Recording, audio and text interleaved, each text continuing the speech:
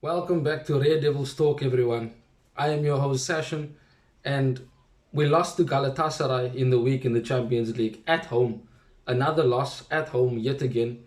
And I wanted to do videos about it, but Eskom, a company here in South Africa that decides to deal with our electricity, and I say decides because it's always their choice when it's on or off, decided to put the power off in our area for at least 2 days.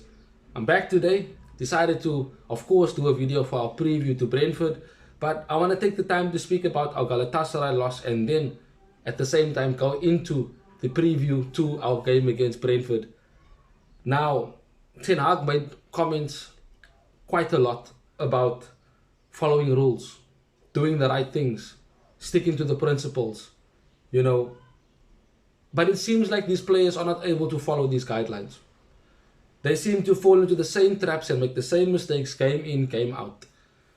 But subscribe to the channel, drop a like, share to your friends and family who support United, and of course, hit the notification bell so that you know exactly when I do upload videos. I do apologize for not being here as soon as I can be after our loss to Galatasaray.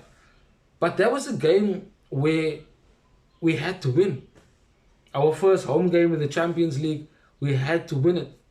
And we had the game in the palm of our hand. Twice we were in the lead and gave it away immediately like we have done previously. How do we score and then concede 2-3 minutes after that? Where's the concentration? Where's the effort to at least hold on to the ball? Why are we playing hot potato football?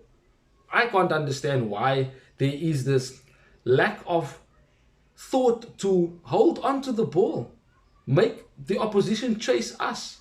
It's logic to do that. We just scored. We are in control. So why do we hurry forward? Why do we play scared? Why does nobody want to take responsibility? There are few players like Amrabat who want to be on the ball, but how can he do that by himself? Mason Mount showing quality as well. Rasmus Højlund, my opinion, the man of the match, of course. He literally took the game by the scruff of the neck and put us into the lead twice. Rashford fell off a cliff after he got the assist. Could have done more, but got taken off. And when he got taken off, we were in the lead 2-1. I'm not sure what Onana was doing with the pass that he gave when he had Lindelof, and on his right-hand side, he had Delo as an option and chose neither. Chose to pass to the middle, which is a mistake the gear made. But we knew Onana would make mistakes. We knew that he won't be perfect or world-class game in, game out. Being a Manchester United goalkeeper, the pressure is different. It's crazy. It's probably the most pressured position other than being a striker. We are not in our best moment. And with a team like Brentford coming, who we have lost to already, and that was a nightmare performance, you know, certain changes would need to be made, but you also don't want to make changes because Ten Hag speaks about consistency in his press conference and you want consistency. He speaks about the team having to communicate well on the pitch and be on the same page, and that is where consistency comes in with picking the same team. How many different backlines has Onana had to play with? And how many times have our starting 11 been so different that there was never a consistent team to put out? No rhythm or patterns of play could be, shall I say, produced because of constant personnel being changed. 1, because of injury, 2, because of off-field issues, and 3, because certain players probably don't have the mentality to play at this level. So for us, it's a bit of a bad notion to have that we cannot be consistent. We keep making the same mistakes. Week in, week out. We play well in the first few minutes of the game and we have a grip on the game, and then we fall off a cliff and just capitulate. Yes, Casemiro wanted to assist Onana and help defend him after he made that bad pass, but you don't go diving in like that, especially when you're on a yellow. Rather let him try and take the shot or trust Onana to try and make a recovery save, but putting us down to 10 men when we basically, 1, were in the lead, and 2, when he missed the penalty. If he was still on the pitch, we would have had an opportunity to continue to grow into the game, which we should have been in the game already, and then control the game. But we gave Galatasaray too many opportunities. And a team like Brentford will similarly play the way Crystal Palace did. They will defend, they will be well structured defensively, and they will try to counter us. And we know they can be dangerous on the counter attack. We saw it last season with the same players. Bar maybe a Hoyland or Antony, etc. De Gea, of course, being in the goal last season. But Brentford can, and the possibility is there for them to cause an upset. Make us have another loss at home. We've seen it happen where we say, oh no, it's a must win. We should be winning, but then we don't. We find ourselves in positions to get good results, but we don't get these good results because of the way we apply ourselves on the pitch. I'm truly not happy with the way the Galatasaray game, shall I say, fizzled out, because where is the confidence? Where is the determination to win the game? We were at home. We cannot have a fragile mentality at Old Trafford. We have enough players in the team to get good results. And that is the basic standard. Even if we get a scruffy win, we're winning. And of course you would say, yes, we want to win with beautiful play, but with the way our team is hampered with injuries, as I said earlier, not being able to have the strongest starting 11 on a regular match basis, we basically would take a win any which way we can. But we can't even get a basic win. We can't even play against teams that sit back and defend for 80% of the game. We have all the possession, but we are unable to make the right decisions.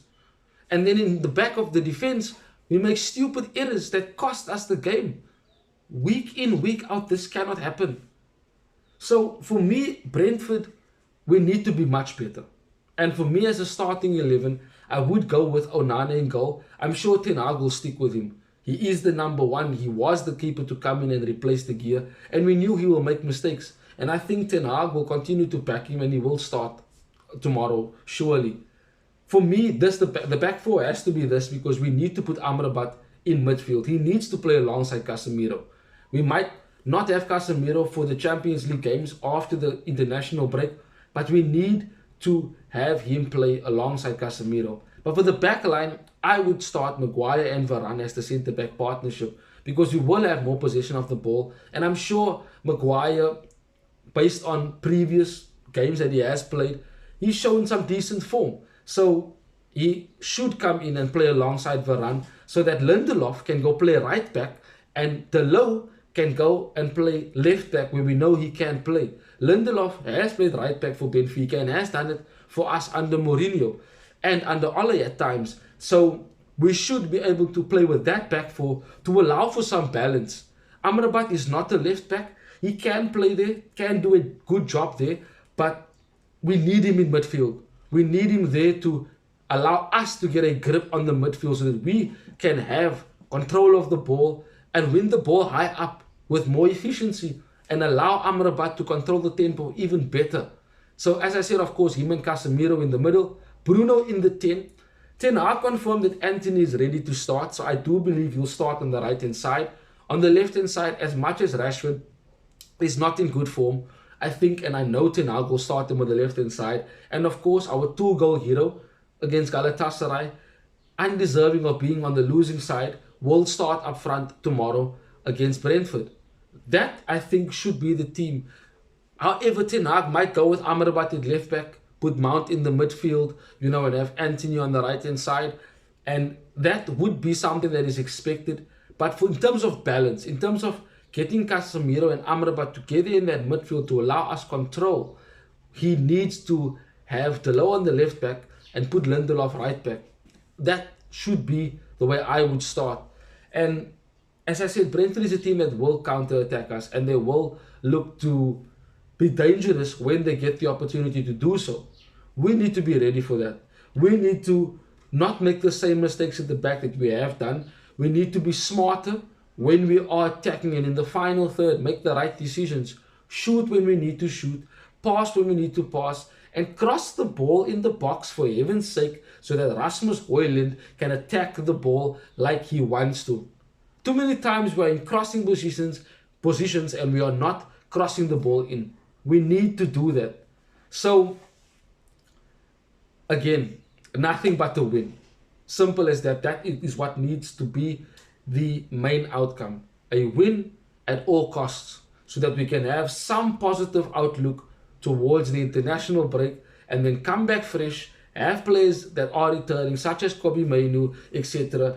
And then we can definitely look to build on that momentum and get a good feeling back at the club on the way to us getting to the level that we know we can be, the way we played last season. It's possible, it can be done, and I know that that is where Ten Hag wants to take the team. Sacking Ten Hag is not the outcome and should not be the result that takes place.